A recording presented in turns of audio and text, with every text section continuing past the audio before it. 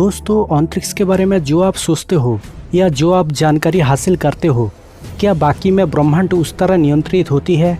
शायद हमारी सोच के मुताबिक पॉसिबल या इम्पॉसिबल। बिल्कुल एक कहना कितनी कन्फ्यूजन, राइट? ब्रह्मांड को अच्छी तरह समझने और उनके हर मिस्ट्री को सुलझने के लिए हमने बनाया थ्योरी जो कैलकुलेशन पर आधारित होती है। हो सकती है एक कैलकुलेशन हमारे लिए साझ हो और ब्रह्मांड के कुछ नज़ारा बिल्कुल स्कीमेटिक बना हो, बट ब्रह्मांड कभी भी एक थ्योरी या कैलकुलेशन पर आधारित नहीं होते, जिसके मतलब ब्रह्मांड कभी एक ही जगह पर स्टेबल नहीं रहते। यहाँ हर पल हर ऑब्जेक्ट के लिए मूवमेंट बदलते रहती है, जिससे हर समय नई अपडेट या नई कैलकुलेशन की जन्म लेती है। किसी भी थ्योरी हमेशा के लिए राइट हो ऐसा कभी भी साबित नहीं किया जा सकता। हो सकता है हमारी सोच विचार देखने की नजरिए से कैलकुलेशन किसी भी कारण बदल सकती है, जैसे कि हमने हीलियोसेंट्रिक थ्योरी में देखा था बैरी सेंटर वाले एपिसोड में, जहां हमें पता चला था चांद या पृथ्वी असल में सूरज के चारों ओर नहीं घूम रहा है, बल्कि बैरी सेंटर के चारों ओर घूमते हैं। शायद इस बैरी सेंटर वाले एपिसोड से आप समझ गए होंगे कि ब्रह्मांड के किसी भी ऑब्जेक्ट की कोई एडजस्टिंग पॉइंट नहीं होते। पर अगर हर ऑब्जेक्ट के लिए ऐसा है तो पूरी ब्रह्मांड के लिए क्या पृथ्वी सूरज की तरह ब्रह्मांड के भी कोई सेंटर होगा? अगर होगा भी तो कहाँ? और ये पूरी ब्रह्मांड आखिर किसके चक्कर लगाती होगी? तो हेलो गाइस, मैं हूँ शिव प्रसाद। शुरू करने से पहले अगर ये वीडियो आपको पसंद आता हो तो लाइक और दोस्तों के साथ शेयर करना, क्योंकि हम लाते हैं आपके लिए हर एपिसोड में साइंस और एजुकेशन रिलेटेड इंटरेस्टिंग फैक्ट। ब्रह्मांड, ना तो इसे हम आज तक पूरी तरह समझ पाए और ना ही कभी ऐसा पॉसिबल होगा।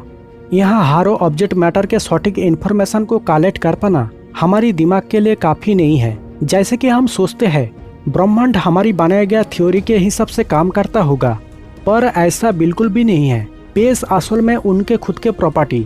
तो यह हर ऑब्जेक्ट या मैटर अपनी मूवमेंट को कैसे नियंत्रित करेगा ये उन पर डिपेंड करती है। तो इसी बात पर ब्रह्मांड आखिर किसके चक्कर लगाती है इसे समझ पाना नामुमकिन, लेकिन फिर भी कुछ थ्योरी के आधार पर हम अंदाजा लगा सकते।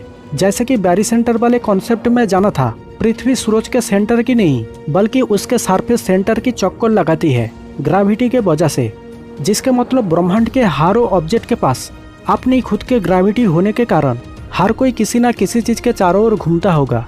केवल हमारी सौरमंडल के ग्रह ही नहीं, इनफैक्ट सोलर सिस्टम या सूरज खुद भी। पर ये कैसे? सूरज भी किसी के चक्कर लगाता है? क्या ऐसा बाकी में पॉसिबल?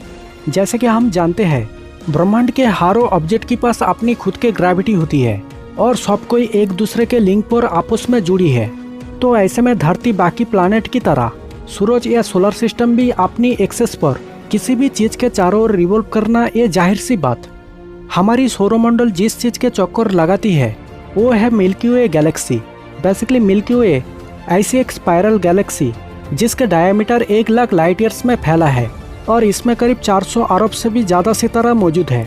अगर बात करें मिल्की वे गैलेक्सी में हमारी सौरमंडल की पोजीशन की, तो ये मिल्की वे गैलेक्सी के सेंटर से करीब 27,000 लाइट ईयर्स दूर स्थित है और ये मिल्की वे गैलेक्सी के सेंटर के चारों ओर 225 किलोमीटर पर सेकंड की स्पीड में चक्कर लगाती है। बट यह सूरज मिल्की वे गैलेक्सी को ऑर्बिट करते समय कैपिलेरियन ऑर्बिट को फॉलो नहीं करता। मतलब पृथ्वी जिस तरह हमेशा सूरज के चारों ओर एक कॉमन सर्कल ऑफ राउंड पर घूमती है, उस तरह सूरज मिल्की वे को रिवॉल्व नहीं करता। इनफैक्ट ये अपनी ऑर्बिट में बबल मूवमेंट करती है। वैज्ञानिकों के माने तो कई बार ऐसा होती है ये अपनी ऑर्बिट में पीछे भी लौट सकते और फिर आगे भी बढ़ सकते। इस तरह हमारी सूरज या सोलर सिस्टम मिल्की वे गैलेक्सी के अराउंड करीब 24 से 25 करोड़ सालों में एक ऑर्बिट को पूरा कर पाते। इस समय को अंतरिक्ष विज्ञान में गैलेक्टिक ईयर या कॉस्मिक ईयर कहा जाता है। पर जैसे कि हम पहले जाना था कि ब्रह्मांड के हर ऑब्जेक्ट के पास अपनी खुद की ग्रेविटी होती है, जिस कारण हर कोई ऑब्जेक्ट किसी ना किसी चीज के चारों ओर रिवॉल्व करती है। तो ऐसे में हमारी सोलर सिस्टम ही सिर्फ मिल्की वे गैलेक्सी के चारों ओर नहीं घूम रहा है, बल्कि मिल्की वे खुद भी किसी ना किसी चीज के चारों ओर जरूर घूमता होगा। पर वो किसके? जो कि वो है क्लस्टर।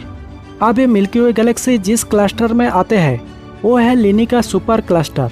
ये क्लस्टर इतनी बड़ी है जो धरती तो दूर की बात, मिल्की वे गैलेक्सी को भी धूल भर के हिस्से में नजर नहीं आएगी। परंतु अब तक हम जो भी बात किया उन सारी ऑब्जेक्ट या मैटर हर कोई ब्रह्मांड के अंदर मौजूद है और किसी न किसी चीज के चक्कर काट रहा है। बट यहाँ सवाल उलझ जाते हैं जब हम ब्रह्मांड की रिवॉल्व करने की बात करते हैं। ब्रह्मांड आखिर किस चीज के चारों ओर ऑर्बिट करता होगा? निश्चित रूप से हमारे पास ऐसी कोई थ्योरी या कैलकुलेशन नहीं है जिससे हम इसे बेहतर समझ सके। स्पेस असल में उनके खुद के प्रॉपर्टी और ये एक अनसुलझी सी जगह। यहाँ हर चीज जो दिखाई देते हैं और जो दिखाई नहीं देते, उसमें ऐसी क्या ही मिस्ट्री जिसे समझना नामुमकिन।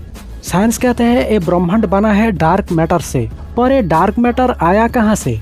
इसके कोई एक्सप्लेनेशन हमारे पास नहीं है। अगर हमें ब्रह्मांड की रिवॉल्व करने की बात को समझना है तो हमें फॉलो करना होगा ग्रेविटी को, क्योंकि ग्रेविटी के अलावा ना तो ये ब्रह्मांड होगी और ना ही और कुछ। एक ऐसी मैटर जो ब्रह्मांड समेत स्पेस की स्ट्रक्चर में हर कोई ऑब्जेक्ट या मैटर एक दूसरे के नेगेटिव बल पर जुड़ी है। इनफैक्ट ग्रेविटी के ना होने से ब्रह्मांड कभी भी स्टेबल नहीं होंगे।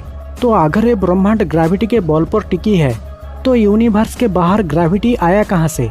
जो कि हम जानते हैं ग्रेविटी तभी उत्पन्न होती है जब कोई ऑब्जेक्ट की कर्वेचर बनती है, जिसके मतलब ये हुआ ब्रह्मांड के बाहर कोई ऐसी ऑब्जेक्ट होगा जहाँ से ग्रेविटी के उत्पन्न हो रहा है।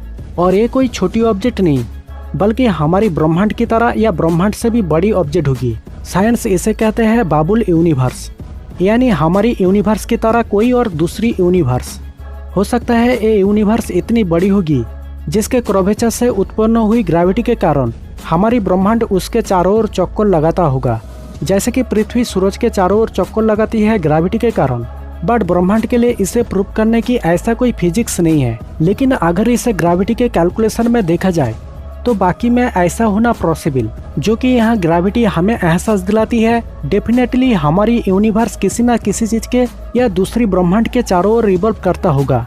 इनफैक्ट आप इस बात पर जरा सोच सकते, ब्रह्मांड आखिर किसके चक्कर लगाती होगी? क्या दूसरी यूनिवर्स की या किसी अन्य चीजों की?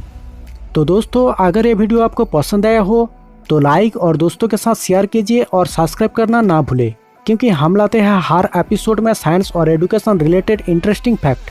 तो जय हिंद, आपके दोस्त शिव प्रसाद।